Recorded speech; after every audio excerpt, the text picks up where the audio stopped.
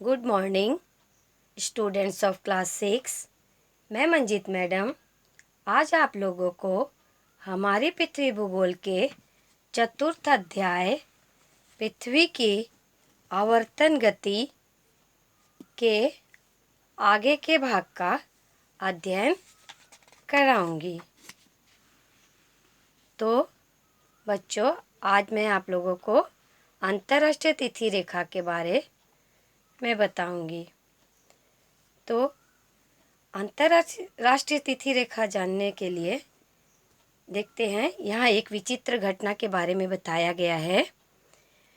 Magellan और उनके साथियों ने 1519 ईस्वी में पृथ्वी के दक्षिणी क्षेत्र में अपना अभियान शुरू किया।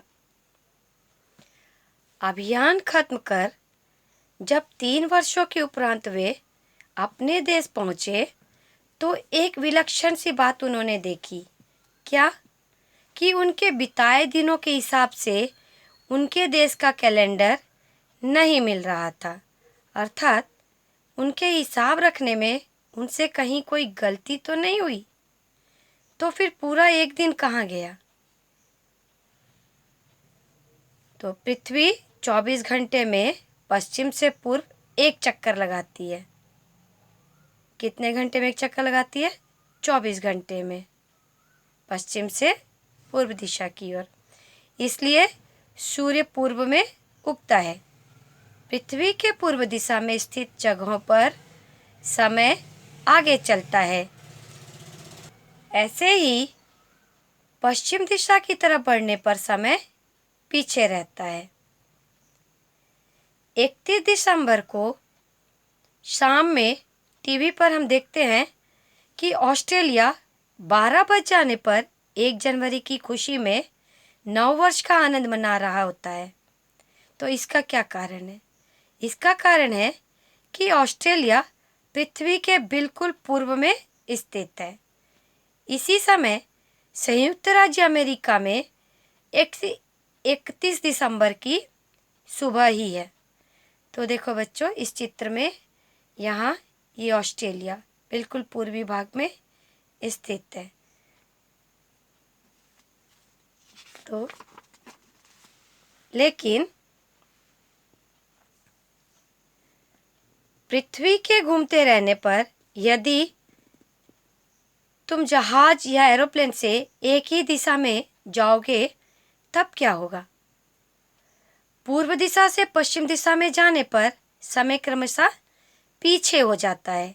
अर्थात हम एक ही दिन के पहले के समय पर ही पहुंच जाते हैं। पश्चिम दिशा से पूर्व दिशा की ओर बढ़ने पर समय आगे बढ़ जाता है।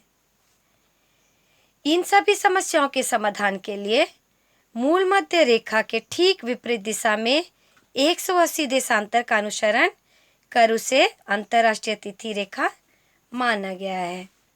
तो ये अंतर्राष्ट्रीय तिथि रेखा देखिए यहाँ दिखाई गई है। ये अंतर्राष्ट्रीय तिथि रेखा है। इस चित्र में भी ग्लोब में देखिए यहाँ पर ये अंतर्राष्ट्रीय तिथि रेखा दिखाई गई जो टेढ़ी मेढ़ी खींची गई है। तो मूल मध्य रेखा के ठीक विपरीत दिशा में 180 देशांतर का अनुसरण कर उसे अंतर्राष्ट्रीय तिथि रेखा मान लिया गया है। यहाँ से ही तारीख शुरू होती है। तो अंतर्राष्ट्रीय तिथि रेखा प्रशांत महासागर के बीचों बीच 180 डिग्री यम उत्तर पर उत्तर से दक्षिण खींची गई है। यह एक काल्पनिक रेखा है। कैसी रेखा है यह? काल्पनिक रेखा है। इस रेखा पर तिथि का परिवर्तन होता है। इस रेखा का निर्धारण 1884 ईस्वी में वॉशिंगटन में एक सम्मेलन में किया गया था।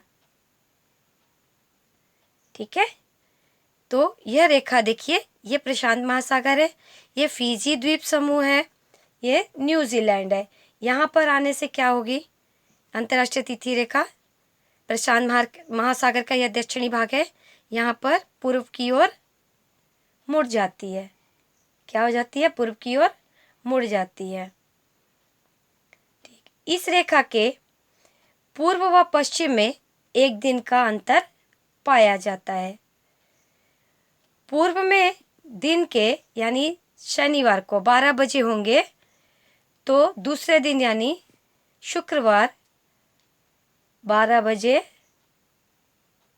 पश्चिम में होंगे। कितने बजेंगे किस तरफ? पूर्व में यदि शनिवार के दिन 12 बजे होंगे तो पश्चिम में यानी पश्चिम में दूसरे दिन कितने बजे होंगे? 12 बजेंगे, लेकिन वहाँ पर दिन कौन सा होगा? फ्राइडे यानी शुक्रवार। तो अंतर्राष्ट्रीय तिथि रेखा में एक दिन का अंतर पाया जाता है। यह रेखा लंदन के ग्रीनविच शहर से होकर गुजरती है। तो यहाँ प्रश्न भी दिया गया है, देखिए, प्रशांत महासागर के ऊपर से 180 डिग्री देशांतर रेखा का अनुसरण कर अंतर्राष्ट्रीय तारीख रेखा की कल्पना की गई है, लेकिन यह रेखा कहीं टेढ़ी आंकी गई है। क्यों? 180 देशांतर रेखा प्रशांत महासागर के मध्य से होकर ही गुजरती है, क्योंकि इस रेखा पर कई देश पड़ते हैं। यदि इस रेखा को ज्यों का त्यों अंतर्राष्ट्रीय तिथि रेखा मान लिया जाए तो एक ही देश में इस रेखा के दोनों तरफ एक ही समय 2 तिथियां हो जाएंगी। इसलिए इस रेखा को स्थान स्थान पर टेढ़ी करके समुद्र में खींचा गया है।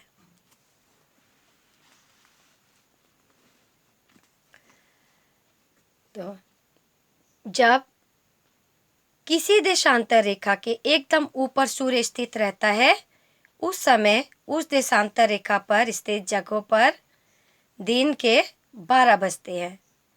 इसका कारण, इसी के कारण देशांतर रेखाओं को क्या कहा जाता है? मेरिडियन कहा जाता है, यानी मध्याह्न। तो मेरिडियन कौन सा शब्द है? लैटिन शब्द। इसका अर्थ क्या है? मिड डे यानी मध्याह्न।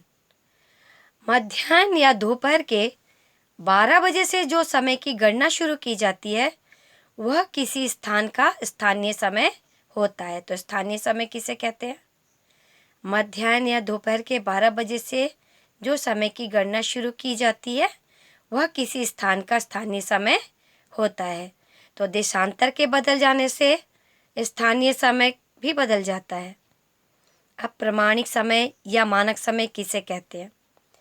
एक देश के रेल यातायात एवं अन्य संपर्क व्यवस्था के क्षेत्र में एक समय निर्धारित न होने से अनेक समस्याएं पैदा हो सकती हैं। इसलिए देश के मध्य स्थित किसी देशांतर रेखा का स्थानीय समय सारे देश का प्रमाणिक समय मान लिया जाता है। तो भारत का प्रमाणिक समय कहाँ माना गया है? 82.5 डिग्री यानी 82 डिग्री 30 मिनट पूर्व देशांतर का स्थानीय समय पूरे देश का मानक समय माना गया है। तो बच्चों, हम लोग कहीं कहीं देखते हैं, यानी जैसे रेलवे स्टेशन या एयरपोर्ट पर अधिकांश 24 घंटे की घड़ी व्यवहार की जाती है। इससे रात के 3 का समय दिखाने के लिए 3 आवर्स और दोपहर के 3 का समय दिखाने के लिए 15 आवर्स बताया जाता है। दोपहर के 12 आवर्स और रात के 12 आवर्स के लिए 00 का प्रयोग किया जाता है। 00 आवर्स का प्रयोग किया जाता है। तो यही दर्शाया जाता है। तो रात 12 बजे से दोपहर 12 बजे से पहले तक के समय को AM यानी एंटी मेरिडियन कहते हैं, और PM यानी पोस्ट मेरिडियन किसे कहते हैं? दोपहर के 12 बजे से रात के 12 बजे के पहले तक के समय को PM यानी पोस्ट मेरिडियन कहा जाता है।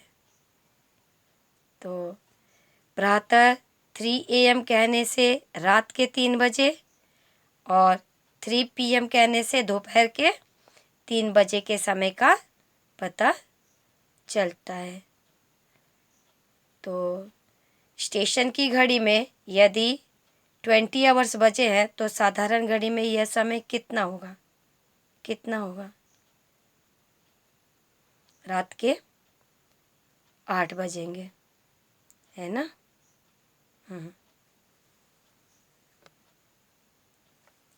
तो बच्चों, यह अध्याय यहीं समाप्त हुआ। आशा करती हूँ आप सभी को यह अध्याय पूरा समझ में आ गया होगा। धन्यवाद।